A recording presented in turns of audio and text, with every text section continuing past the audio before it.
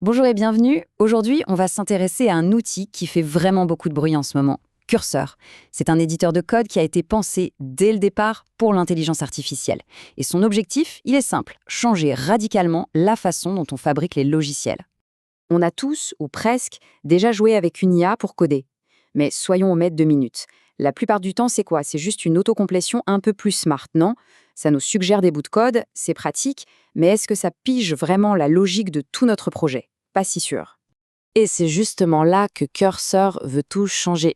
L'idée, ce n'est plus d'avoir un simple assistant, mais un véritable collègue virtuel.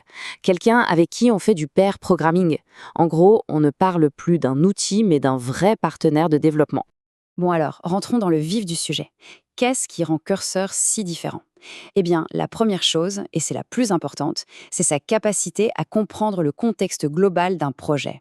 Et là, la différence, elle est énorme. D'un côté, on a les assistants classiques qui ne voient que le fichier ouvert. De l'autre, Cursor, lui, il scale l'intégralité du projet. Et concrètement, ça change tout. Il ne se contente plus de nous souffler des bouts de code. Non, il peut réfactoriser des fonctionnalités entières parce qu'il comprend comment tous les fichiers sont liés entre eux. Il passe d'assistant à véritable partenaire technique. Forcément, quand l'IA devient aussi puissante, notre rôle de développeur évolue. On passe beaucoup moins de temps à taper du code ligne par ligne et beaucoup plus de temps à penser, à concevoir l'architecture globale. L'analogie est toute simple, mais elle est super parlante. Le développeur devient l'architecte et l'IA, eh bien, c'est le constructeur. Ça veut dire quoi? Ça veut dire que l'efficacité de l'IA va dépendre directement de la qualité du plan qu'on va lui fournir. C'est un vrai changement de mentalité. Alors comment on fait concrètement pour bien préparer le terrain? C'est un processus en 3 temps.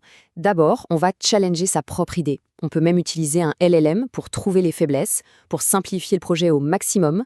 Ensuite, on rédige un plan directeur super détaillé dans des fichiers Markdown. Et enfin, on donne tout ça à manger à Cursor pour qu'il ait tout le contexte. Un plan solide, c'est la garantie d'un résultat solide. Pour être sûr que l'IA ne parte pas dans tous les sens, Cursor a un système qu'on appelle les règles Cursor. Il faut vraiment voir ça comme le système d'exploitation du projet. Ce sont des instructions, des garde-fous qui vont guider l'IA pour qu'elle respecte toujours les standards et les conventions de notre code. Et ce qui est super, c'est que ce système est très flexible. On a des règles always qui s'appliquent tout le temps pour les principes de base. On a des règles auto-attached qui se déclenchent par exemple pour des fichiers React, pour suivre un guide de style précis. Il y a même des règles que l'IA peut aller chercher elle-même si elle sent qu'elle en a besoin. Bref, on garde un contrôle très fin sur ce qu'elle fait. Ok, le plan est prêt, les règles sont en place. Maintenant, on passe à la partie la plus bluffante, la construction. Le moment où Cursor prend nos instructions et les transforme en code qui marche. Pour faire travailler l'IA, on a plusieurs modes. Le mode composeur, il est parfait quand on sait exactement quel fichier on veut modifier, même si c'est complexe. Le mode agent, lui, est beaucoup plus autonome. On lui donne une mission et c'est lui qui décide quel fichier créer ou modifier. Et pour aller encore plus vite, on peut même lancer des sub-agents qui vont bosser en parallèle sur des petites tâches. Un autre point essentiel, c'est de bien choisir le cerveau de l'IA. On a en gros 2 catégories. D'un côté, les modèles pensants, les poids lourds comme les derniers Gemini ou Claude, parfaits pour réfléchir à un plan complexe. De l'autre, des modèles plus légers, plus rapides, qui sont géniaux pour des petites modifs bien précises. Savoir quand utiliser l'un ou l'autre, c'est vraiment la clé pour être efficace. On le sait tous, développer, ce n'est jamais une ligne droite. C'est fait d'allers-retours, de corrections, c'est une conversation. Et justement, voyons comment Cursor nous aide dans cette phase de raffinage et de débugage.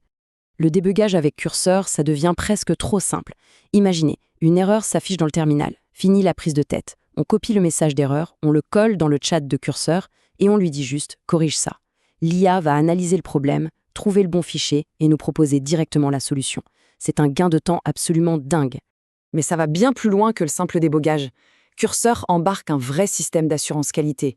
Il y a un bug bot qui va relire les pull requests pour chercher des erreurs. L'IA peut aussi écrire et lancer des tests pour nous. Et il y a une fonctionnalité que je trouve fascinante, c'est Cursor Blame. Ça nous montre ligne par ligne si le code a été écrit par un humain ou par l'IA. Pour les revues de code, c'est une info en or. Au final, qu'est-ce qu'il faut retenir de tout ça? C'est que des outils comme Cursor ne sont pas là pour remplacer les développeurs. Ils sont là pour nous augmenter. Notre valeur ajoutée se déplace. On est moins dans l'écriture de code pure et plus dans la stratégie. Et une des clés de cette augmentation, c'est la capacité de Cursor à parler avec le monde extérieur. Il fait ça grâce à un protocole qui s'appelle le Model Context Protocol, ou MCP. Pour faire simple, c'est ce qui permet à l'IA de discuter et d'interagir avec d'autres outils et services sans qu'on ait besoin de quitter notre éditeur. Et les applications concrètes, elles sont géniales. On peut par exemple demander à l'IA de modifier directement notre base de données via Supabase, ou de faire une recherche sur le web pour trouver la doc d'une nouvelle API. On peut même lui demander de lancer des tests d'interface avec Playwright. Tout est centralisé, le workflow devient incroyablement plus fluide. Et tout ça, ça nous amène à la question finale, celle qui résume tout ce changement de paradigme. Si l'IA devient le constructeur, quel est le nouveau rôle du développeur? C'est une question ouverte et la réponse est en train de redessiner complètement l'avenir de notre métier.